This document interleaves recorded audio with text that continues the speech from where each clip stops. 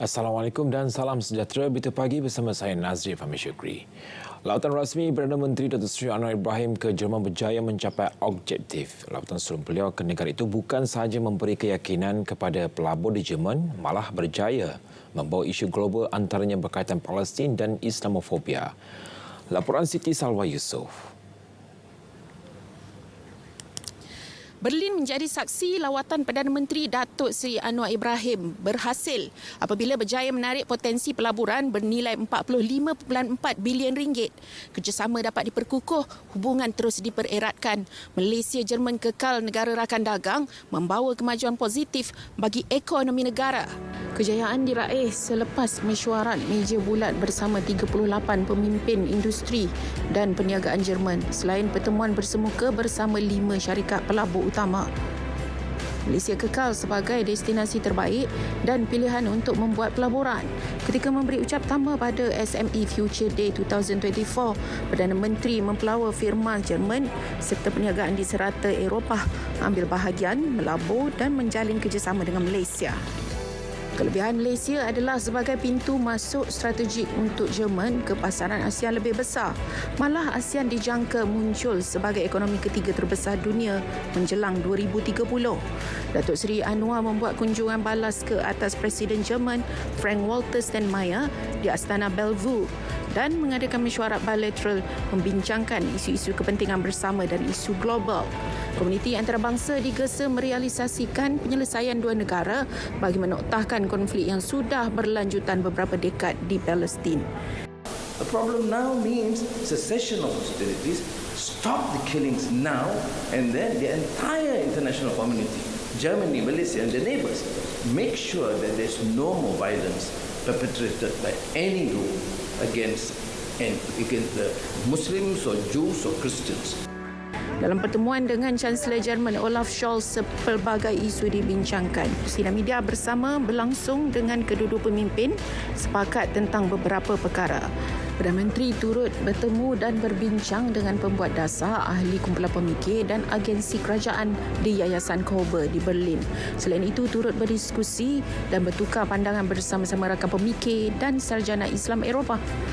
Antara dibincangkan peranan sarjana dan cabaran baharu dengan kesemarakan Islamofobia di Eropah. Dan pertemuan bersama 350 diaspora Malaysia di Jerman merungkai beberapa persoalan. Antaranya berkaitan status kewarganegaraan dan proses pilihan raya. Hari terakhir lawatan, Perdana Menteri menunaikan solat Jumaat di Masjid Al-Nur Hamburg. Kira-kira 2,500 jemaah menunaikan solat Jumaat dalam 2 sesi. Secara keseluruhannya, lawatan rasmi sulung Perdana Menteri ke Jerman telah mencapai objektifnya, terutama dalam aspek mengukuhkan persahabatan yang sedia erat antara kedua-dua negara dan meningkatkan kerjasama perdagangan serta peluang pelaburan untuk Malaysia. Usaha kerjasama pelbagai bidang menjanjikan masa hadapan yang lebih makmur dan manfaat bersama kepada rakyat kedua-dua negara. Siti Salwa Yusof, Hamburg, RTM. Beberapa faktor berkaitan cuaca akan diteliti Kementerian Sumber Asli dan Kelestarian Alam Sekitar Alam serta Malaysia Met Malaysia sebelum melaksanakan operasi pemberian awan. Langkah itu bertujuan bagi memastikan keberkesanannya. Jelas Menteri Nik Ahmad, Met Malaysia juga akan mengeluarkan panduan berhubung kesesuaian waktu bagi menjalankan operasi pembenihan awan selepas mengambil kira faktor berkaitan. Ini termasuk keadaan awan serta angin kerana operasi melibatkan kos dan pihaknya ingin memastikan ia betul-betul berhasil. Kementerian juga sedang memantau secara rapat fenomena cuaca panas yang melanda beberapa negeri antaranya Sabah dan Perlis. Kira-kira 22 juta umat Islam Malaysia berbelanja hampir 5.4 bilion ringgit di Bazar Ramadan. Menyatakan itu berdasarkan kajian pakar ekonomi Universiti Sains dan Teknologi. Justru timbalan Perdana Menteri Datuk Seri Dr. Ahmad Zahid Hamidi mengingatkan umat Islam agar bersederhana ketika berbelanja dan mengelak pembaziran. Peniaga-peniaga Bazar Ramadan hendaklah dibantu. Namun oleh kerana perbelanjaan itu adalah tinggi, mungkin berlaku pembaziran kerana kita dapati bahawa kira-kira cara purata 850 gram dibazakan cara purata oleh tiap individu. Ini bukan saya kata, tapi kajian itu dan saya fikir ini boleh dijadikan sebagai panduan lah oleh kita umat Islam. Ujuk kartel beras putih tempatan melibatkan 4 hingga 5 syarikat dipercayai bertindak mengawal jual beli padi hingga berlaku kekurangan bekalan di pasaran serta peningkatan harga. Pengurusi Task Force Kluster Makanan Majlis Tindakan Sara Hidup Negara Datuk Syed Abu Hussein Hafiz Syed Abdul Fasal menedahkan maklumat itu diperolehi hasil libat urus bersama pesawah, pengilang, pemborong, peruncit dan pengguna. Dalam libat urus yang saya laksanakan, jelas menunjukkan bahawa kartel sedang mempengaruhi pesawah-pesawah, menawarkan dengan harga yang lebih mahal, dalam masa yang sama juga menekan di peringkat pengguna dengan menjual pada harga yang lebih mahal. Kerajaan tertekan, kerajaan terpaksa. Dia sebenarnya tak ada limit. Dia berlumba-lumba beli, dia akan tawar daripada 1,400, 500, 1,600, 1,700 sehingga sekarang ni 1,850 per tan. Isu terbabit bakal dibentang kepada Perdana Menteri Selasa ini agar kerajaan boleh mengambil tindakan serius terhadap syarikat terlibat.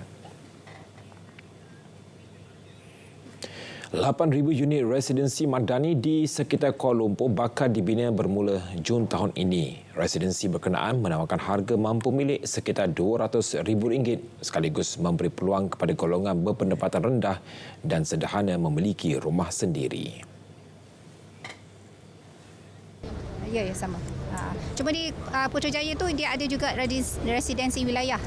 So residensi wilayah ni kita yang itu 300,000 ke bawah, tapi kalau residensi madani dia sekitar 200 ke bawah. Beliau menyatakannya selepas program Teh Hijau Kuala Lumpur edisi Mac.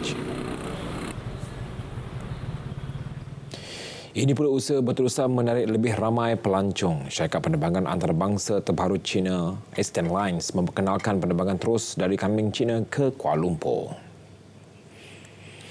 Penerbangan sulung MU9629 tiba di KLIA malam tadi disambut Ketua Pengatur Tourism Malaysia, Monaharan Priyasami. Dengan laluan tambahan terbaru ini, ia mampu menarik lebih 5 juta pelancong Cina tahun ini.